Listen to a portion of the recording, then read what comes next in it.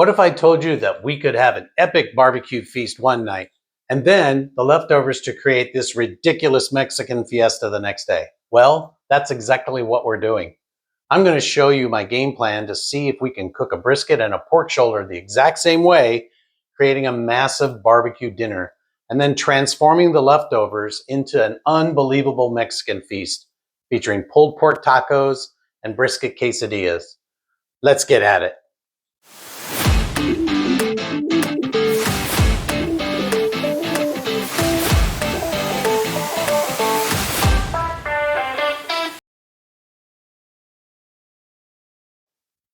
All right, let's start with a bone-in pork butt. It's about 8 pounds, and this is a pretty traditional smoke. I've laid out some plastic wrap to protect the counter, and you'll see why later. But we want to pat the pork dry on all sides. Takes a couple paper towels. Start with the bottom. Flip it over, and then I use the classic yellow mustard for a binder. Not too much, doesn't really add flavor, it just helps the rub stick. I'm going to flip it over and do the back and the sides, and then we'll start using this Memphis rub.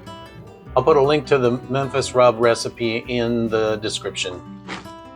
But season all sides, then flip it over. You can be pretty generous. This one was pretty well trimmed, so it didn't have a lot of fat cap. Now we peel back the plastic and quick chef's tip. Ta-da! Look how clean that is. All right, we're gonna load applewood into the smoker and turn it on to preheat, lifting the lid on Berta. When it starts to smoke, we'll close it up, set it to 250 degrees. All right, she's ready. I'm going to put the meter thermometer into the thickest part, avoiding the bone, obviously. I'm going to shoot for 160 degrees. I don't go by time, although the meter is going to estimate the time for the cook. I go by temperature. Meanwhile, while it's smoking, I'm going to take a couple of sheets of aluminum foil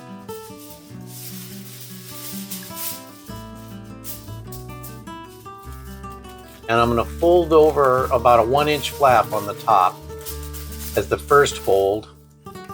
Then I make a 1/2-inch flap as the second fold, and then a third fold, 1/4 inch or so, and then open it up, and you basically get 24-inch foil. You can buy 24-inch foil, but I don't buy it just for cooks, so it's pretty bloody expensive. All right, let's set that aside.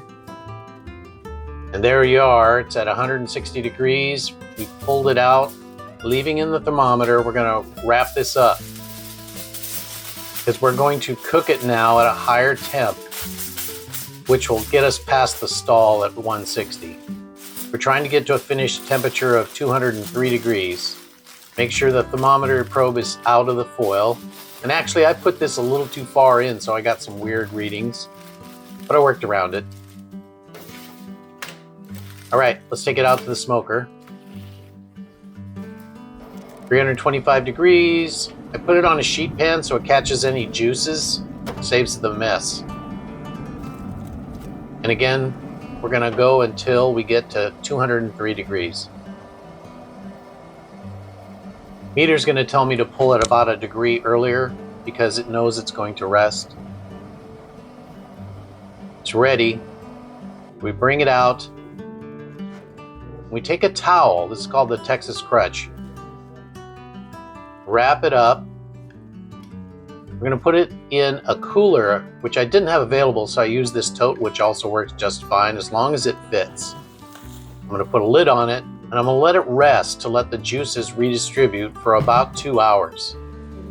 All right, it's been 2 hours. Let's see how it looks. Nice and soft. It's definitely ready. The bone should pull right out and clean. There you go. All right, we're going to now move this out of the way because This juice in the bottom of the foil is some of the best stuff you can have for your sandwiches. Whatever you do, don't throw it away. We're gonna chill it. Once it's cold, I can take the fat off the top and then mix the juice that's underneath it into the pulled pork. Shred it. And that's about it. I pulled out some larger clumps of fat that were there, but oh boy, does that look good. All right. Now we're gonna do a prime brisket. First, we gotta make some Dalmatian rub. And all that is 50-50 kosher salt, and I like to use Morton's, and coarse black pepper. This is a black pepper from Costco that's about the same grind as the salt. So I'm gonna take the same amount by volume, not by weight, of pepper. Let me just double check it real quick. Yep, looks good. I think we are ready to go. It's 50-50. I'm gonna mix it up. Another little chef's tip, take an old shaker that you used to have other products in, and you can use this as a seasoning shaker. Go ahead and fill the Dalmatian rub into the container, screw on the lid, give it a shake or two to evenly distribute the salt and pepper. You're ready to go. Now the prime brisket I got from Costco, he was kind enough to give me just the point.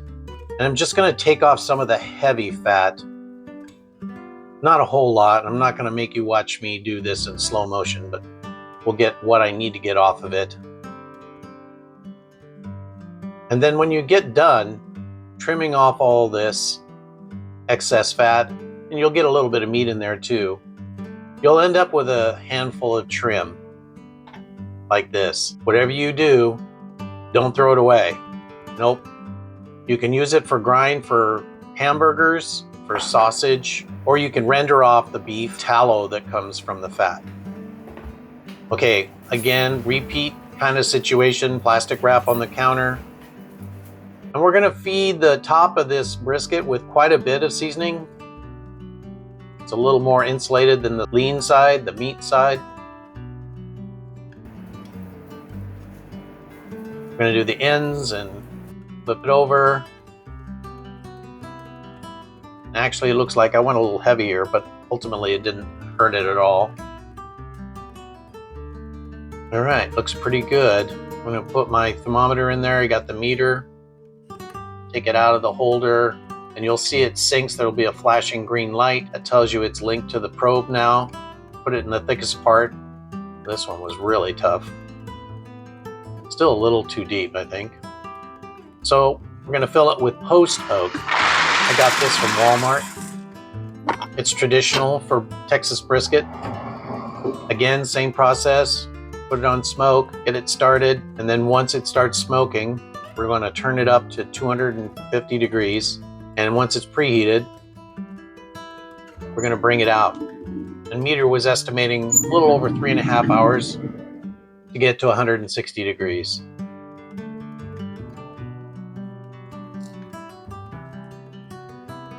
Time passes, and there you go. It's reached 150, I think it's 157 degrees. We're gonna take this out and do the same process we did with the pork.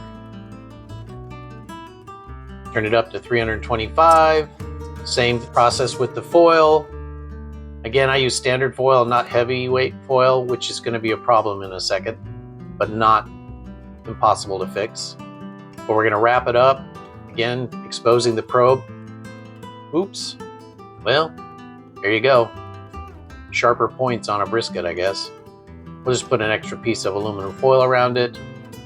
Really, we just don't want the juices to drain out. Again, we'll put it on a sheet pan and take it out to the smoker. Okay, the meat is wrapped, it's back on the heat, and we're in the home stretch. This is a great time to grab a drink and relax.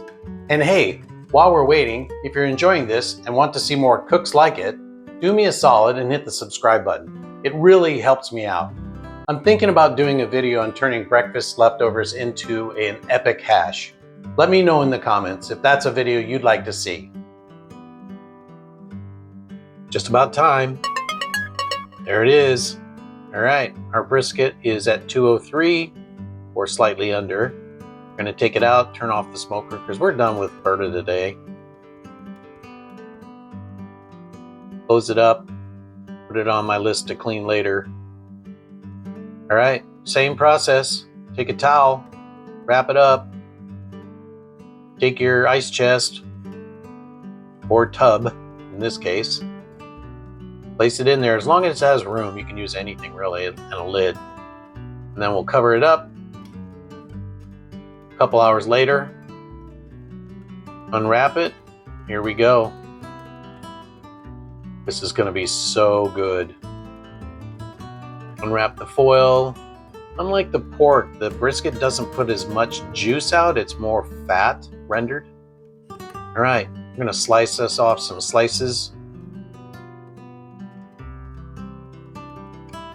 That looks pretty good. Look at that smoke ring. Looks like it's going to be really juicy. I really enjoy the point. It's true, there's a little bit more fat on there, but that doesn't stop me. It just tends to be a lot juicier than the flat of the brisket. And if you have a problem with some of the fat, you just trim it off. Otherwise, eat it, I guess. But look at that smoke ring. It's beautiful. Okay, I gotta try it before the family finds out it's ready. Oh yeah, that's good stuff. We had a great meal last night, and now today we're gonna work with the leftovers. So let's start with the sides. We're gonna make some easy ranch style beans. We need some canola oil and some onions. And then I have a jalapeno and an Anaheim chili seeded that I've added from the garden. We're gonna sweat these out. Just to help them sweat, we're gonna add a little bit of salt, and for good measure, some pepper, and continue to sweat these out. Then we'll add our garlic, our chili powder, our cumin, and saute that for a few minutes. Take it off the burner, and let's put this together. So I have these ranch style beans. They're readily available at the grocery store, and they're really good. A couple cans. And we're going to add our onions and peppers we sauteed. Stir that all together. Get it mixed up good. And take it out to the smoker. 250 degrees, we're going to smoke it for an hour. I come out on the half hour and stir it, and then pull it 60 minutes later. And she's ready. Let's take it off the grill. There we go. But before we do, let's stir this up and just check it for seasoning. Needs a little salt. All right. Little diced onion. And that's your side, ready to go. Now for some easy Mexican tomato rice. I'm going to take some rice and my onion and a little bit of oil and toast the rice over about 4 or 5 minutes. Don't walk away from it, it'll burn. Then I'm going to add some tomato paste, some Cento tomato paste, about a tablespoon, then some black pepper, some salt, some cumin, and just kind of stir that in until it incorporates, gets toasty. Then we're going to add it to our insert. This is a cup of rice, which is about 1.5 portions for the rice cooker. Add some stock, stir it up. Let's add it to the rice cooker. Power, white rice setting. It'll count down for you, and then when it's ready, it'll chime at you. There we go. She's ready, we just got to give it a stir. Looks pretty good. It's a little one-colored. Add it to our serving dish. We're just going to sprinkle it with some fresh chopped cilantro. And there's our rice. All right, let's finish up. So we have leftover brisket and pulled pork from last night. We're gonna dice up the brisket because it's just too big, obviously. The pulled pork is fine. And to that brisket, we're gonna add some oregano, some chili powder, and some cumin.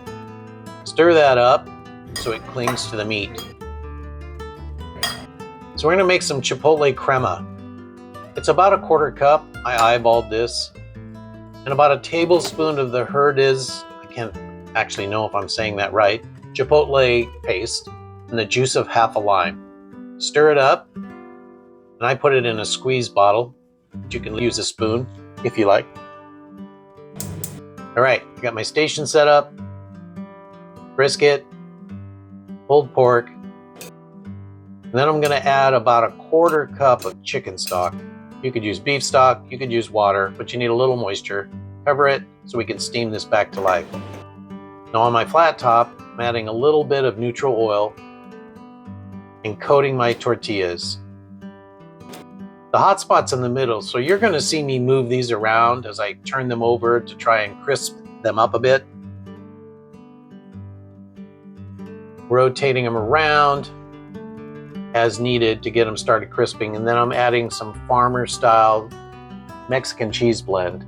It's a thicker cut. You can use any cheese you like. All right, for the quesadilla, I spray the nonstick pan with some pan spray, a tortilla, and the same cheese.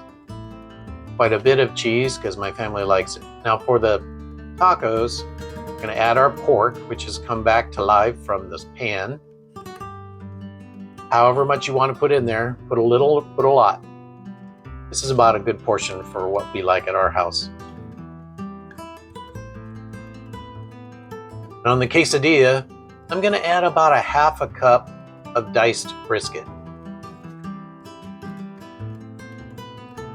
All right, these are all toasting up nice.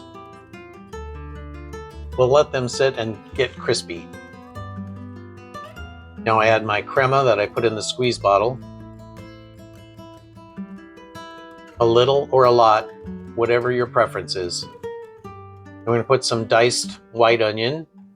And on the brisket, I'm adding some diced pickled jalapenos and some of my smoked tomatoes diced. And finally, some crispy fried onions. French's is the brand. Now for the tacos, I messed up.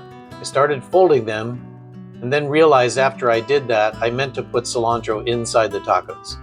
So now you're gonna see my meaty paws going in there and fixing what I started. That's better.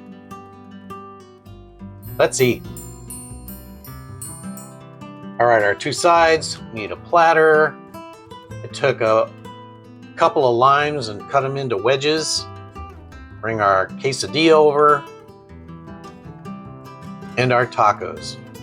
And I forgot to get shots of me eating them, but they were delicious. Kind of missed that, I'm sorry you guys. Little green onion scallion as a garnish. There you go. Leftover quesadilla made with smoked brisket and pulled pork crispy tacos. And there you have it. Two incredible but totally different meals, all with one big cook. Night one, we had that epic barbecue platter. And night two, using the exact same meat, we had a masterpiece of a Mexican fiesta. This whole journey really shows what you can do with a little bit of planning and some killer leftovers. And the test was a huge success. You can absolutely use the exact same smoking process we went over for the brisket and the pork shoulder, which means you can definitely cook them together to save time and effort and build them into a 2-day feast. If you stuck with me this long, thank you so much for watching. I hope this inspires you to fire up your own smoker. Later, Gator.